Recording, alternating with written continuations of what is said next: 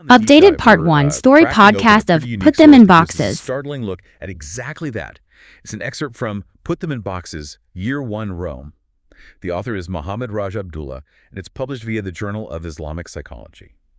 Now, that year one might jump out at you. The author mentions it's as per the non-Muslim or Christian calendar, which sets a very distinct scene. Our mission today, to pull out these, well, timeless strategies of control that power structures use when they're staring down massive discontent. Yeah, and what's so interesting right away is how it blends this narrative style, almost like storytelling, with some really sharp socioeconomic points. It pulls you into thinking about leadership when it's really under pressure. Absolutely. And the first scene, wow, it throws us right in. You've got Governor Maximus Titan just radiating this arrogance, declaring, "We are the kings, we are the elite." But then, almost immediately, his wife Astrid cuts through it. Right? Yeah. She just observes, kind of dryly, "These peasants are beginning to rebel." That contrast is stark. His sort of grandstanding versus her, let's say, more grounded observation. So what's the real situation?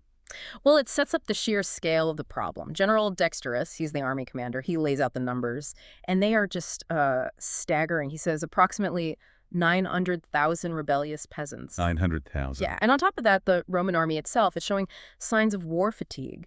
So you've got this massive internal threat and a weakened force to deal with it. Like, this isn't just some small protest, it's huge. Just a critical moment demands a serious response. Okay, so here's where it gets really interesting. Maximus, facing nearly 1 million rebels and this tired army, he doesn't just, crumble. He comes up with this two-pronged strategy. First, the immediate fix. Just give the peasants more food, it will pacify them for now. Simple, direct. A classic bread and circuses approach almost. Keep them fed, keep them quiet, short term. Exactly.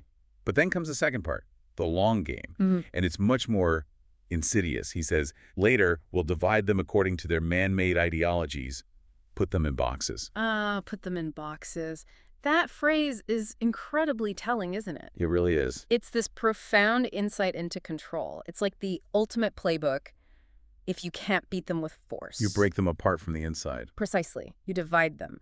And that phrase, man-made ideologies, what does that really mean here? That's what I was wondering. Is it just politics? Or It seems broader. It's about exploiting any difference, religious beliefs, cultural practices, economic status, maybe even old tribal stuff, anything that stops them from seeing themselves as one unified group opposing the elite. so it's about amplifying difference to prevent unity. Exactly. Think about today, maybe online groups, political bubbles, cultural clashes. The principle is the same. This idea of putting people into these neat, separate boxes.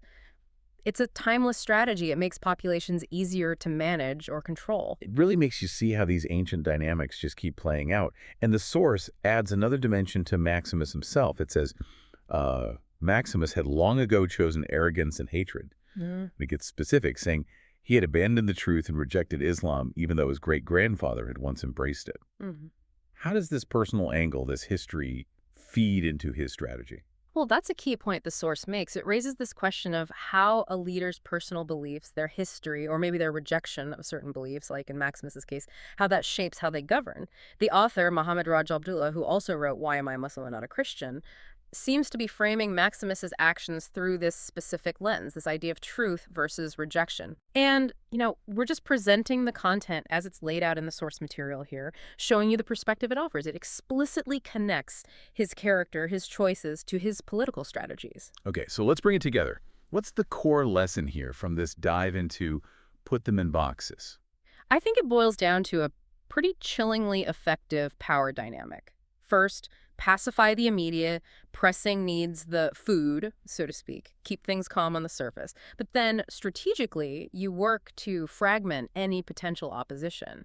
You amplify their internal divisions, their man-made ideologies, to prevent them from ever uniting effectively. It's a blueprint, really. Pacify, then divide. And it's remarkably enduring. It shows how these fundamental tactics just keep reappearing century after century. So the final thought for you, the listener, is this. How do these ancient tactics, pacifying with food and dividing by ideologies, how do they show up in our world now? What kinds of boxes are maybe being created for you? Or perhaps, are we putting ourselves into these boxes without even thinking about it?